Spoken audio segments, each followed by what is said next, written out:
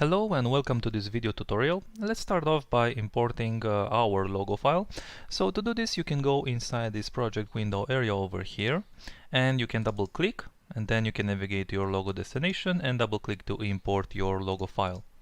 So here is my logo, and then I can go inside the edit folder, and inside this edit folder there will be a logo holder composition. So double click to open this composition.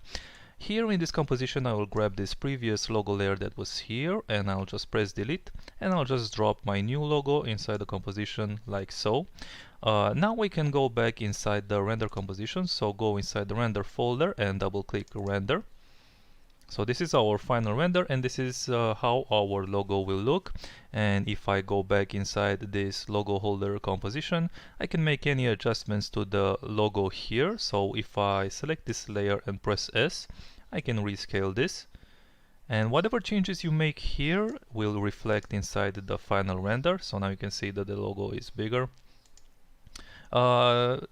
It's important to keep in mind that you should keep your logo inside these boundary sort of like helpers, and reposition it, makes sure everything is centered. And for example, if you want to add some text, that's very simple. I will just rescale this and just make this smaller, and while holding shift I can drag it over to the top and this will snap it sort of vertically so it doesn't move. So hold down shift, and also while holding down control and shift, this will also make your logo snap to the center. So just hold down shift and move it vertically. Then I can grab the text layer tool over here and I'll just simply click where I want to add my text and I'll just type the text. So Panther logo, for example.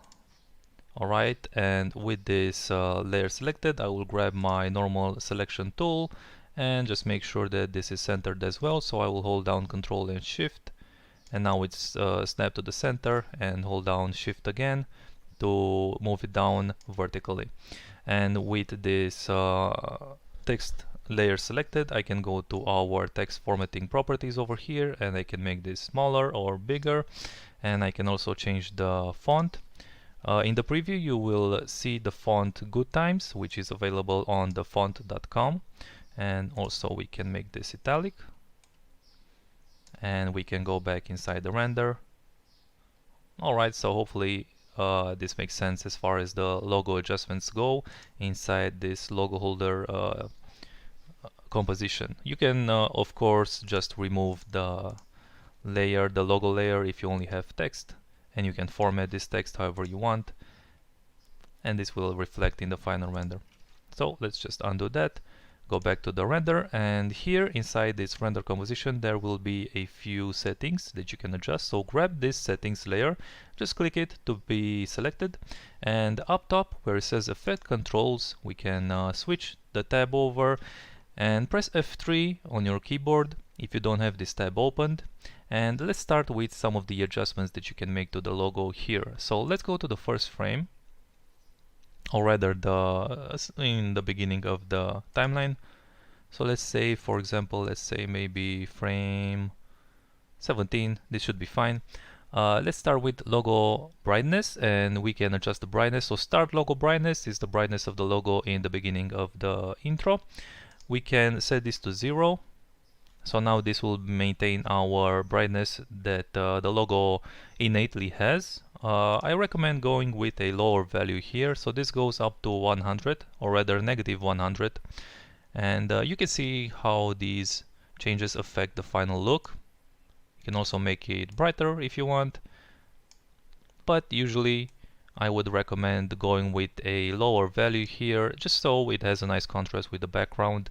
There's a slight reflection on the logo as well in the beginning, and you can sort of change that, and hopefully you can see how this reflection affects the final look. If I set this to 0, for example, so this is no reflection and this is 100% reflection. Alright, and there's a logo texture as well. So I added some texture to the logo just to add slightly more realism, and as long as you don't go overboard with this, this should be fine. Usually a lower value should work well with most logos.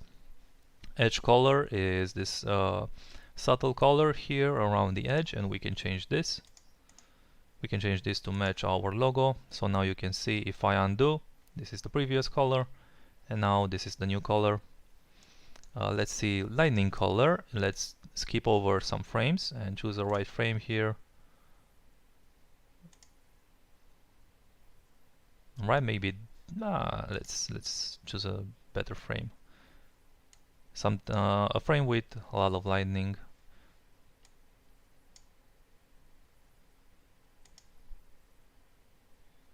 Alright, well, I guess this is as good as any. So lightning color is of course the color of the lightning. Pretty self-explanatory. We change the color. So this will radically change the mood of your video. So you can choose whatever color you want here, and make sure you play around with the saturation and also brightness and darkness of the color that you're using. You can see that this makes a big difference for the final look. Let's see, flicker color. There's a slight color that's sort of, well, like it says, it's flickering. So as the lightning gets more intense, so does the whole screen sort of flickers a bit, and you can change the tint here, and you can see different colors. You can see over here around the whole screen area how this affects the final look, and we can choose a better frame for this. Alright, so here is very pronounced, and you can see that as we change this color, this also affects the video in a big time. So you can either go with the same color as your lightning.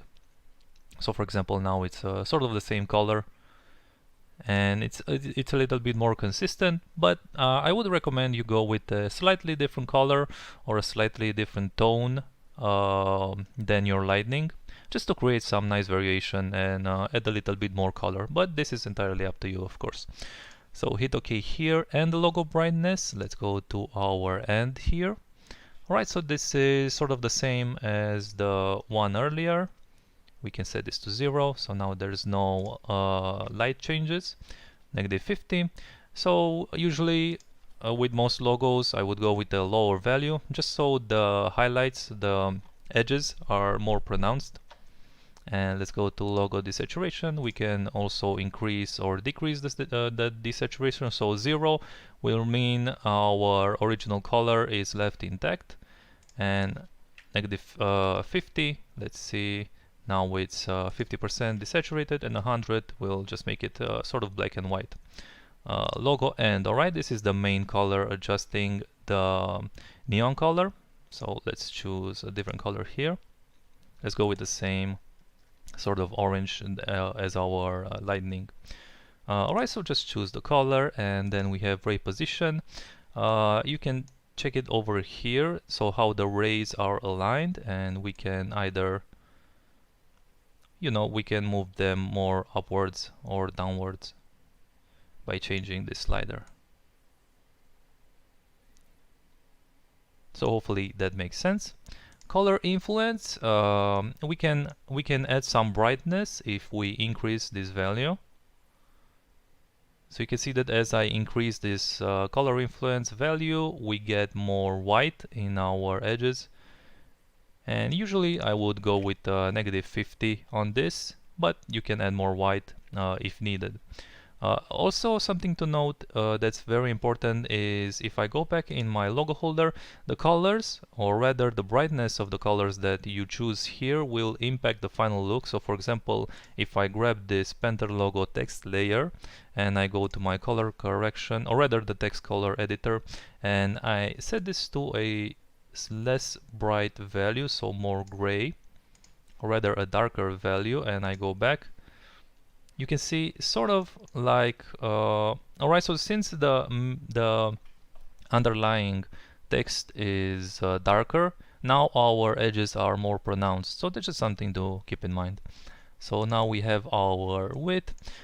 Usually, so the width slider goes from 1 to 3, and you can see that if I set this to 1, the edges are slightly more thin, So that may be needed depending on the kind of logo that you're using. And final adjustment, the easiest way to demonstrate this is if I set this to 100. You can see that there's an overall color correction and a sort of bluish tint that covers the whole screen. And if I set this to 0, now there's no tint.